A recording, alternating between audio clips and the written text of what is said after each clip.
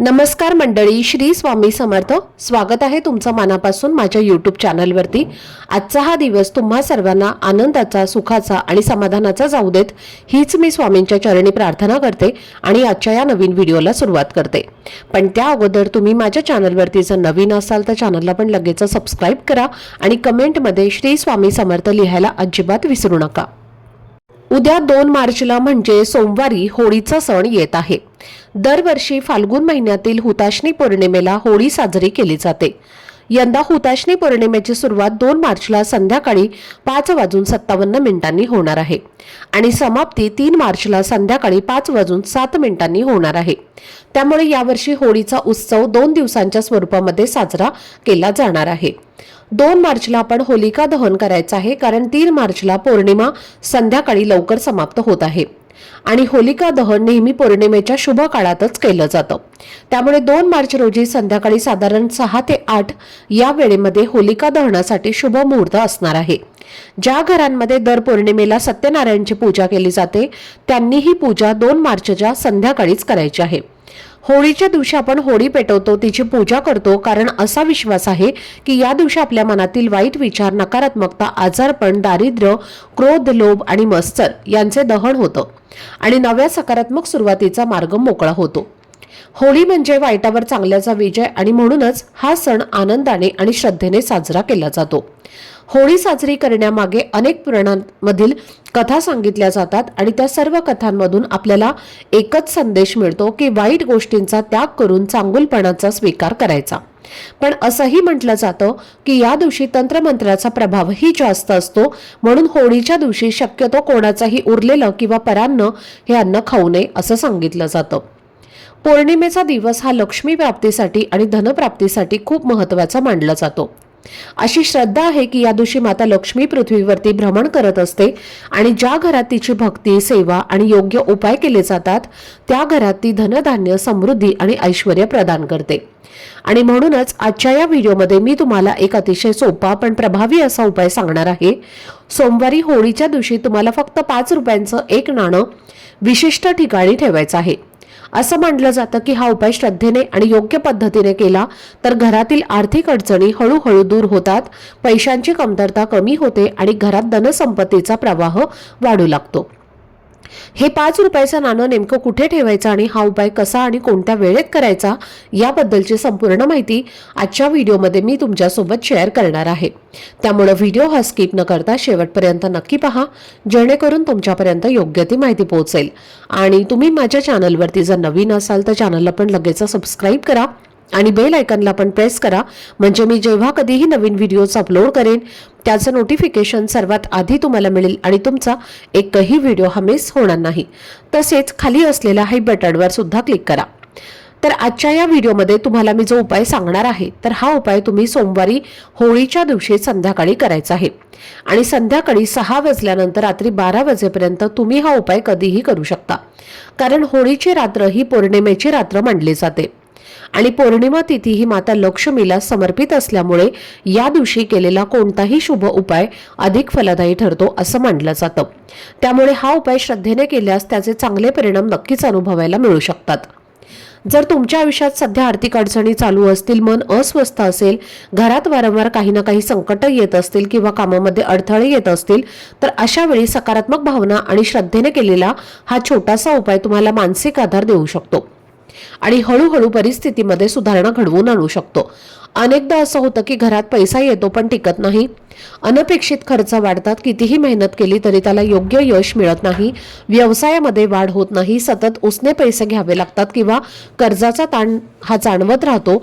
अशा वेळी मन खचते आणि अशा परिस्थितीत श्रद्धा आणि सकारात्मक ऊर्जा खूप महत्त्वाची असते. पौर्णिमेचा दिवस हा विशेष पवित्र मानला जातो आणि तो माता लक्ष्मीशी जोडलेला आहे.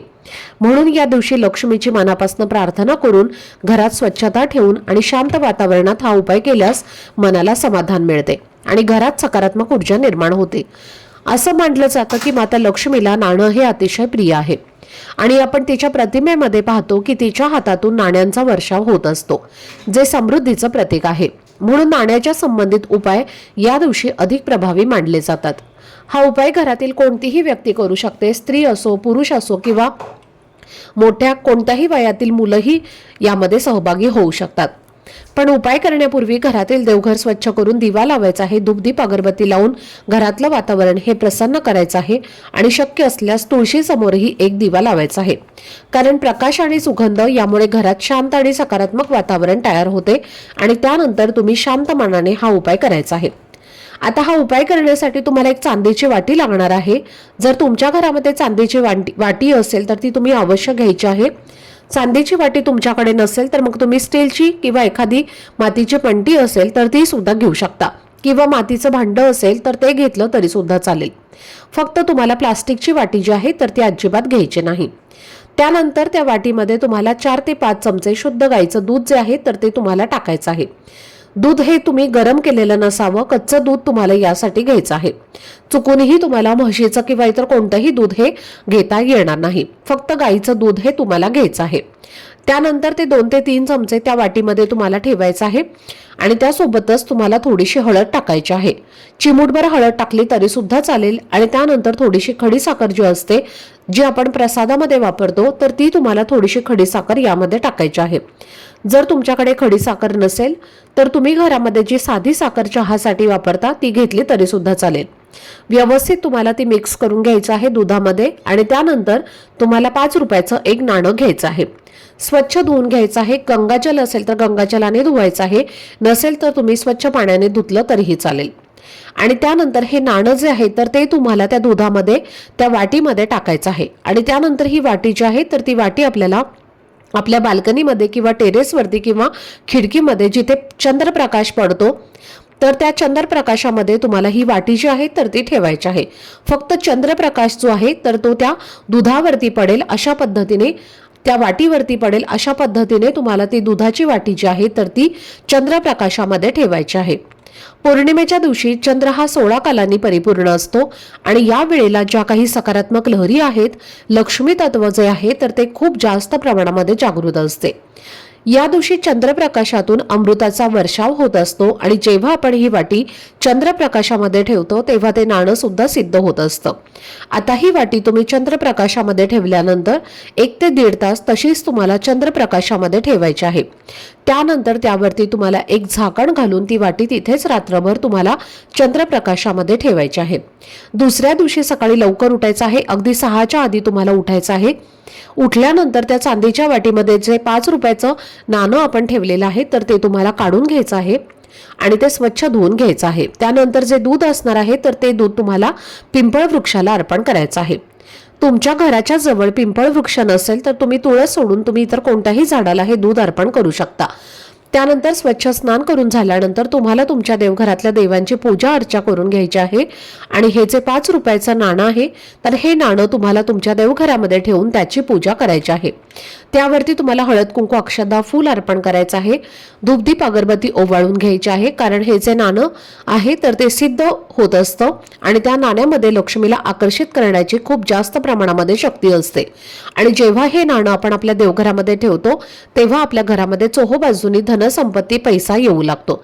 जर तुम्हाला हे नाणं तुमच्या देवघरामध्ये ठेवायचं नसेल तर मग हे नाणं तुम्ही तुमच्या पैशांच्या तिजोरीमध्ये किंवा तुमच्या स्वतःच्या पर्समध्ये किंवा पतीच्या वॉलेटमध्ये सुद्धा ठेवलं तरीही चालेल.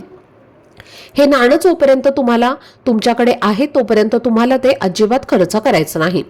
आता जर तुम्ही मागच्या होळीला सुद्धा हा उपाय केलेला असेल, बऱ्याच जणांनी मागच्या वर्षी सुद्धा हा उपाय केला होता आणि त्यांचं जे 5 रुपयाचं नाणं असणार आहे तर ते त्यांनी तेच घ्यायचं आहे आणि तेच पुन्हा सिद्ध करून तुमच्याजवळ ठेवायचं आहे.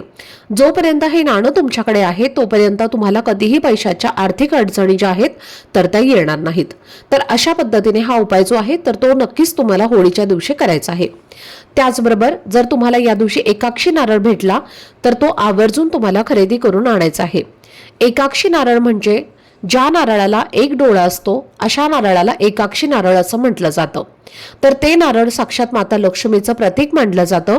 या दिवशी असा नारळ जर तुम्हाला मिळाला तर तो घरी आणायचा आहे, आपल्या देवघरासमोर ठेवून त्याची पूजा करायची आहे आणि एका लाल कपड्यामध्ये बांधून तो नारळ तुम्हाला तुमच्या पैशांच्या तिजोरीमध्ये ठेवायचा आहे. ज्या घरामध्ये होळीच्या दिवशी एकाक्षी नारळ आणून त्याची पूजा केली जाते त्या घरात कधीही गरिबी दरिद्रता ही प्रवेश करत नाही. त्या घरातील सर्व दोष, नकारात्मकता, अडचणी दूर होतात आणि घराची आर्थिक स्थिती जी आहे तर ती मजबूत होते. आणि म्हणून या दिवशी तुम्हाला हा नारळ कुठे जर मिळाला तर नक्कीच तुम्ही खरेदी करू शकता. तर ही अत्यंत महत्त्वाची माहिती मला तुमच्यासोबत शेअर करायची होती. आजचा हा व्हिडिओ जर तुम्हाला आवडला असेल, माहितीपूर्ण वाटला असेल तर व्हिडिओला लाईक, शेअर आणि चॅनलला सबस्क्राईब नक्की करा. भेटूयात पुढच्या व्हिडिओमध्ये. तोपर्यंत सर्वांना श्री स्वामी समर्थ.